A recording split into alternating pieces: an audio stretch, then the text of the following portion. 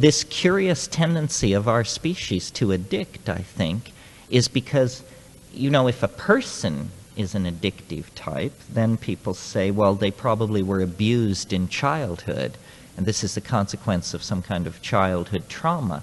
Well, I would submit to you that we exhibit this pathology. We appear to be the inheritors of some kind of dysfunctional relationship. And I maintain that it was torn from us at the birth of mind when we were forced out of the African Eden and into, you know, a much drier, harsher Middle Eastern climate where we then had to toil in the vale of sorrows. Well, now what is the point of this? Or is this just some revisioning of archaeology, some egghead game, or what is the point? Well, the point is that the consequences of this dysfunctional behavior stemming from ego and the dominance hierarchy in our behavior has ruined our planet, toxified the air and water, allowed our population to soar beyond the carrying capacity, poisoned our lives with propaganda, and made us each feel guilty, powerless, and doomed. I mean, this is the major riff being run in the society at large, is that we're doomed. We've looted the planet, we've destroyed our children's future, we have the ethics of rats, and now we're going to go down the tube. Well, I say, before we despair completely and just toss in the towel, we need to make one last try at escaping our demonic other, and that the way to do it is through, and this leads me by a Viconian recurso back to archaic revival. We need to reach back into time and attempt to understand what happened to us and how we fell into history and how its institutions have served us badly and diminished and degraded our humanness. And then we need to begin a fundamental reconstruction of human institutions with an eye toward creating a viable, balanced, nature-honoring, human-honoring set of institutions. So does this mean I advocate in a world of epidemic diseases that we return to orgies on every new and full moon? I don't think so. It's hardly possible. But what it does mean is that the tool which lay behind all these changes, which was the ego-dissolving power of psilocybin, needs to be looked at very carefully. We need to examine the possibility that we could re-engineer ourselves so that we could emotionally connect with the consequences of what we have been doing to ourselves and the planet. I mean, when people take psychedelics, this is what they realize. They lose the hold on their little world.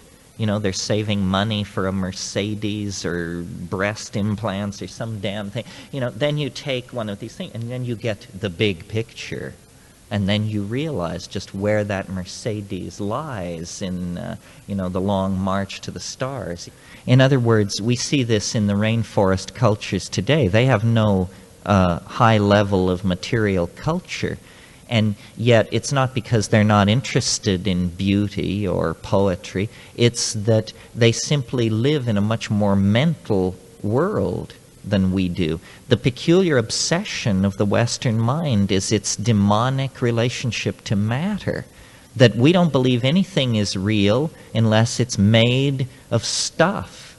And, you know, any idea, any notion has to somehow be concretized. This is a kind of neurotic response, in my opinion. I mean, the cultures with those civilizations with no material culture whatsoever are in a much more dynamic relationship to nature. It's our obsession with stuff that is pushing us toward Armageddon.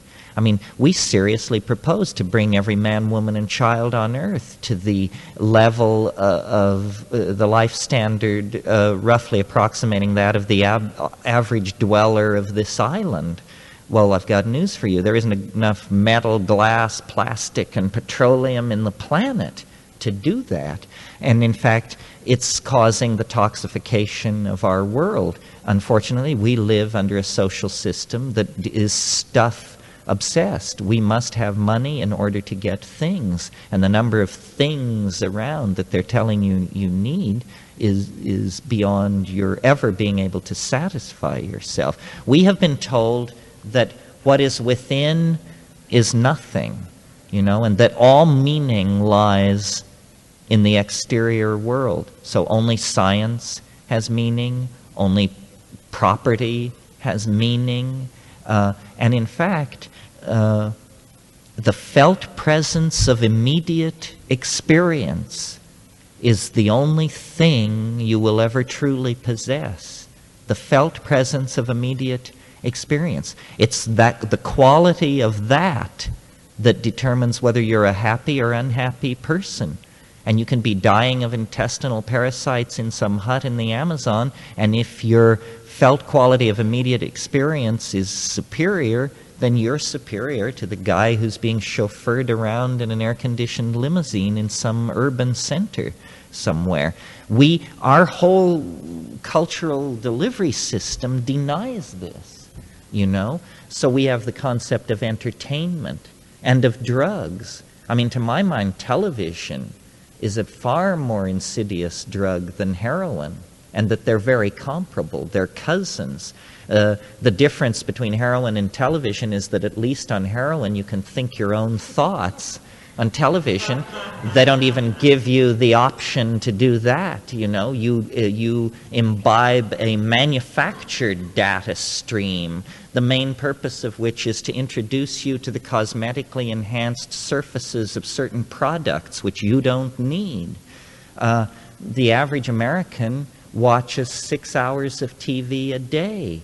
This means that millions and millions of people are being maintained in a semi-larval stage. I mean, we might as well store them in enormous underground banks somewhere, and someday we may. I mean, this society is hard enough to manage. What if all these people unplugged themselves and began running around making demands on the political institutions and the infrastructure?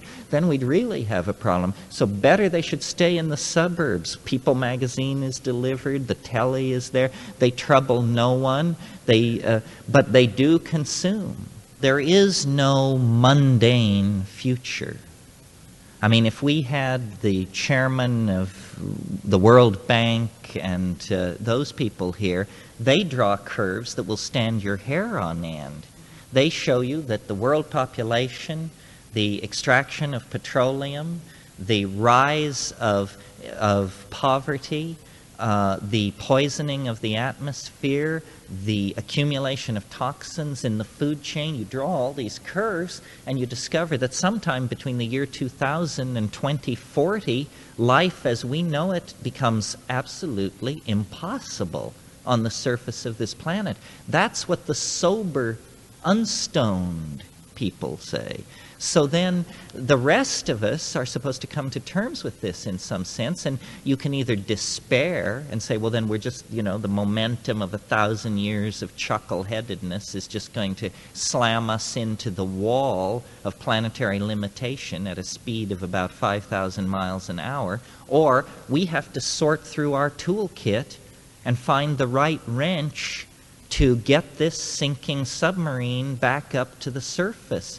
Let's disarm Captain Nemo and his friends and put the people who want to go into the lifeboats, and then these clowns can do any damn thing they want to. Well, when you sort through the cultural toolkit, trying to find the magic key, it is hallucinogenic plants. As far as I can tell, I mean, I'm just one guy, but I read widely, I traveled widely, I've been around the block, and my impression is that this is a tremendous long shot, but it's the only plan around. Nobody else has any other plan. What are you supposed to do? Wait for the friendly space brothers to come and pull your chestnuts out of the fire?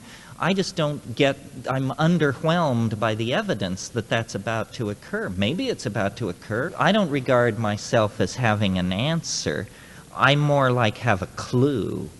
I sorted through just as I assume you are doing, trying to figure out, taking seriously what Alan Watts and Joe Campbell and all those people, Jung, trying to figure out, what are these people talking about? Is it just abstract? Can it ever be reached? And I sat at the feet of various rishis, roshis, geishas, and gurus. I swept up around the ashram and so forth and so on.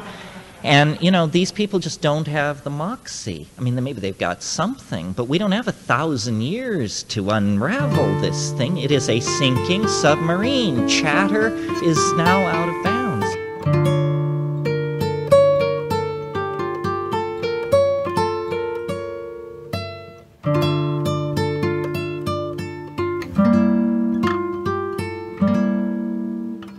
Thanks for watching that video. Please leave me a comment and let me know what you thought about that clip. And please remember to like this video and subscribe for more.